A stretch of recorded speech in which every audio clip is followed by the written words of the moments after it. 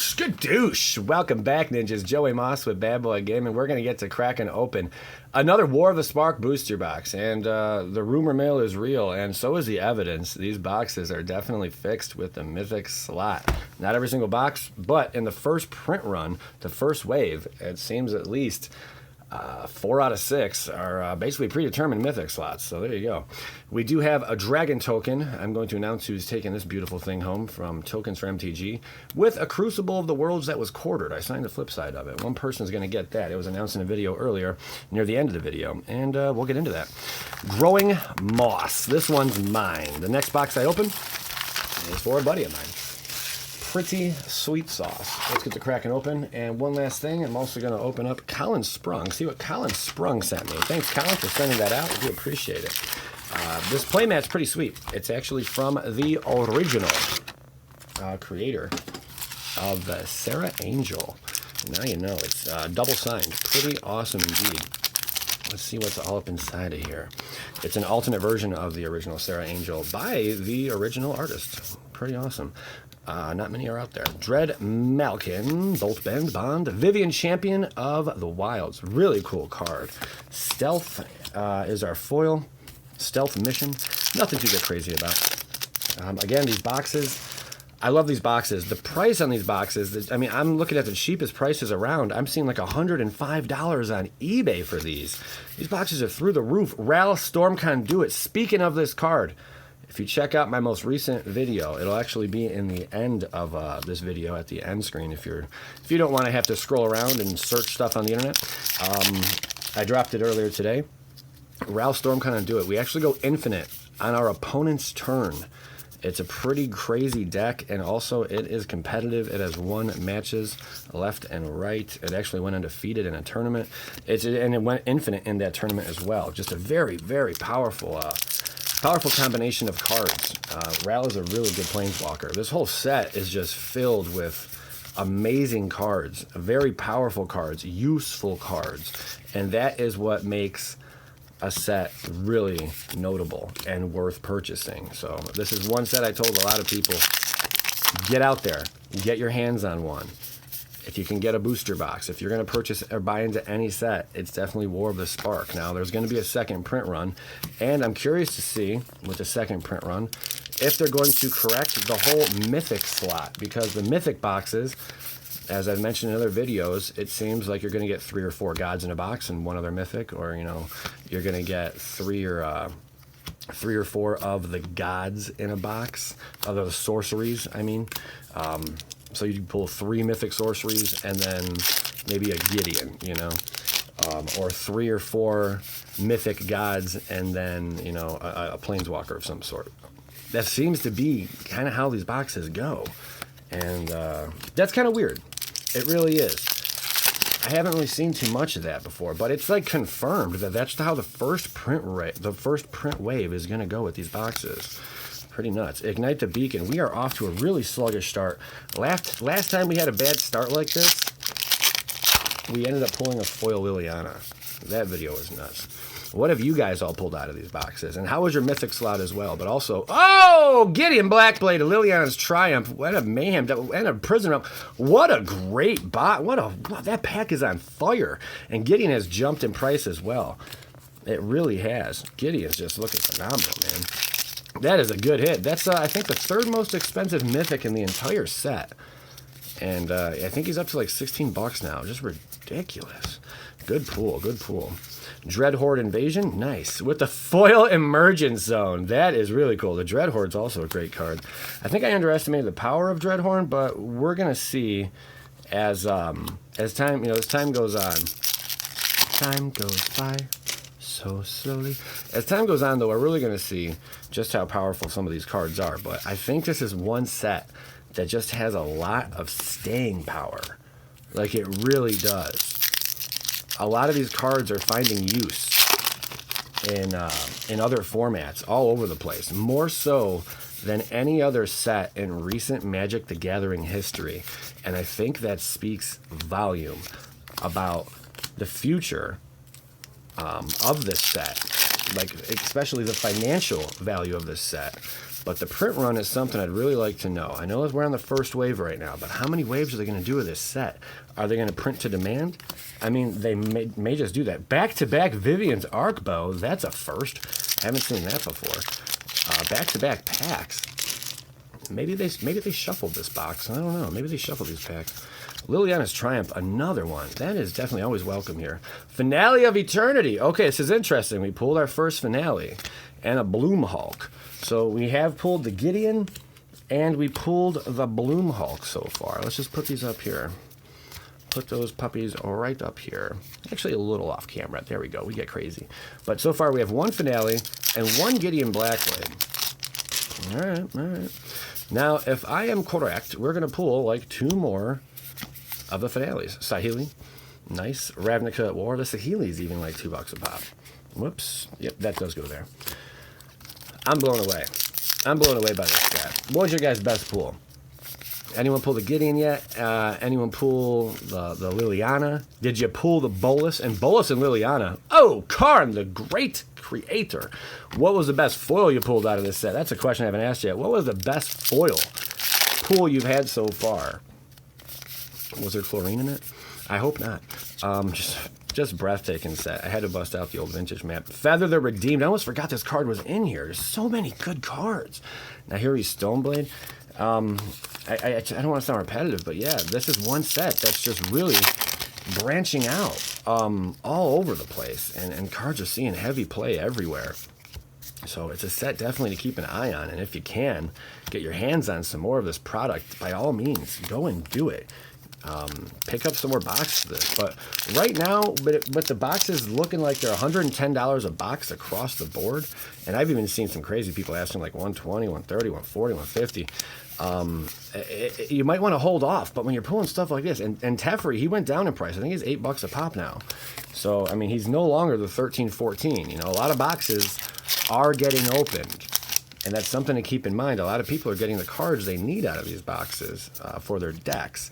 So the price, sorry, man, there's so many good hits. The price should come down, but we might have to wait for another print run before it does come down. But I'm not telling you guys right now to go out there and spend the 110. But if this is the only print run, which I know it's not, it can't be. But if this is the only print run of War of the Spark, this is going to be such a crazy expensive set. It's ridiculous. But, I mean, I don't think I've heard any confirmation about Wizards doing only one print run on a set. That's really I don't think that's ever happened. Maybe like an alpha or something. You know, I don't know how often that's happened.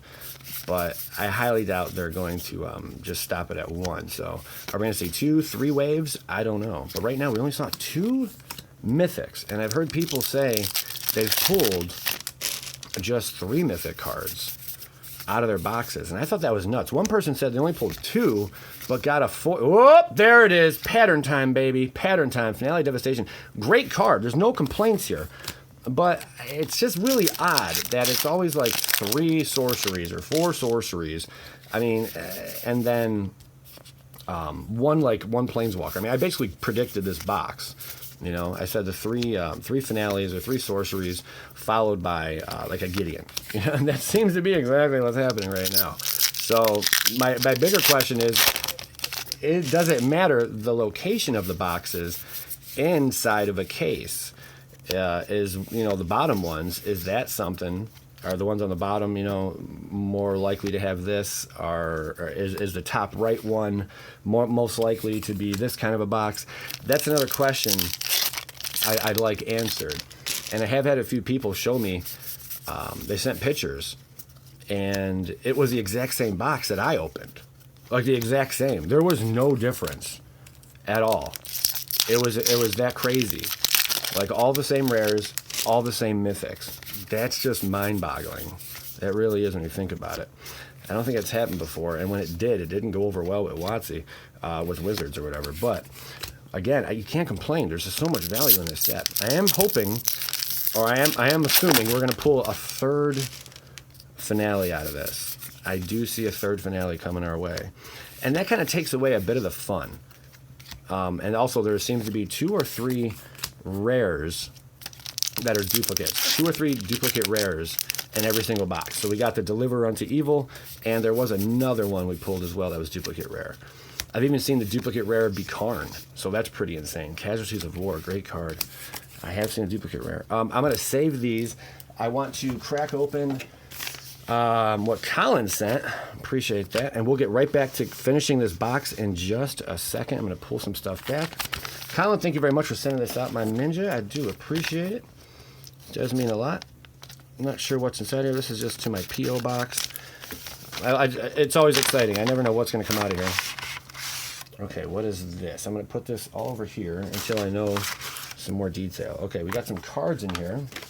Let's see what Colin sent out. Here's his return shipping address. Awesome. Paid stamps and postage. Amazing. Thank you very much, Ninja, for doing that. Here we go. Oh, great and powerful sensei, Moss Boss, Skadoosh. I am but one of your loyal ninjas, who your videos have empowered me and my MTG playing. Thanks a lot for the vids, and please sign the cards labeled please sign. Also, there are some foreign language cards in here too for you to try and read in this video because we have fun. Keep up the good work. Your ninja, Colin Sprungy. My ninja, thank you very much for sending this out. Now I'm curious to see what is in here, and I will gladly sign these and get them back to you. And then I'll announce who took home the Crucible and that foil token as well in just a second here. Let me open these up, and we'll finish off the box, my ninjas. Oh, God, you can't even read words on this. All right, that's not. Beans. No, it's Russian. My Russian's really bad. I can't decipher that. That looks like hieroglyphics to me or something. I have no idea, but it's really cool to see these Russian cards as Japanese. I think the rest are Russian, though, if I'm not mistaken. What's up in this pack? One was titled Please. Okay, there's the Please sign. Cool card to sign, too. Yeah, I can't read that.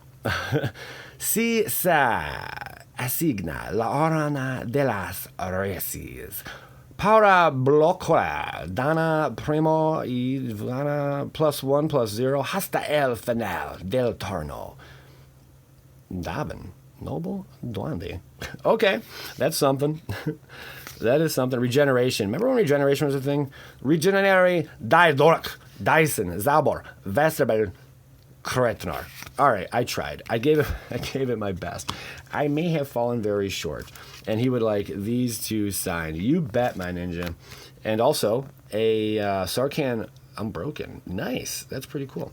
I will gladly take care of those for you. Very interesting to see those non-English cards. That is something else. Because, yeah. I wish they would have printed the Japanese cards with English text on them, but the Japanese art, kept the Japanese art. Hit F if you guys agree with that, because in the comment section, I think that really would have been fantastic. A lot of us appreciate like the anime art and all that, but I think we would appreciate those cards a bit more if it was in English text, just so we can easily play with them, because it's not something I would want to throw in my deck. I mean, I'm sure if you're playing the card and you only speak English, you're going to know exactly what the card does, whether you have the Japanese version or not. It's one of those things. But I think just having them printed in English text with the alternate art, that would be really cool. Seriously, that'd be really cool. Augur of Bolus, that's another card that's in my RAL. That's another card that's in the RAL deck. Chandra, that goes infinite. You guys really got to go back and check that video out. It's really neat. It's titled like Infinite Combo. Infinite Combo on opponent's turn, if you are going to go and search it up. Rescuer Sphinx, Davin's Veto, great. Davin, Soul Diviner. All right. Was that our second Soul Diviner? I think it might have been. Really? Let's see what else. We got Miss Paradise Druid. The Mau, great card too to use and abuse. Ashiok's amazing. Parhelion 2. All right. This box seemed a little underwhelming unless we can close it out with a final last pack. Like, wow. Just really like suck it to him. But I don't know about that. Dread Malkin, Mau, Teo, and Awakening of V2 Ghazi. So kind of underwhelming on this one, but we did pull some decent stuff. This was one of the boxes we only got 3 mythics out of, believe it or not. There were only 3 mythics in this entire box, and we did pull a couple duplicate rares for sure. The Teferi was nice, but that's already down. The Karn was nice. There's the 2 Vivians. Two of the Deliver Unto Evil. There you have it, man. Very cool. And then we did get the Finale of Devastation, Gideon Blackblade, and Finale of Eternity. So kind of weak sauce with the Mythic slot there, nonetheless. Let's get to announcing this. Who's taking this sweet card home? I asked a simple question. What's your least favorite card? And one person responded, least favorite is any Teferi. Also not a huge fan of Wilderness Reclamation with control decks. I think a lot of us can agree with that. So congrats, man. You are taking this home with this axed, quartered Joey Moss Crucible of Worlds. And also don't forget to check out Tokens for MTG. It's not sponsored or anything, but I think they do some pretty cool work, and I thought I'd give them one more shout out in the video. Leave a thumbs up, my ninjas. I do appreciate it. Goes a long way. If you're not subscribed, go get checked out at a doctor. Probably something wrong with you. We'll see ya. Skadink.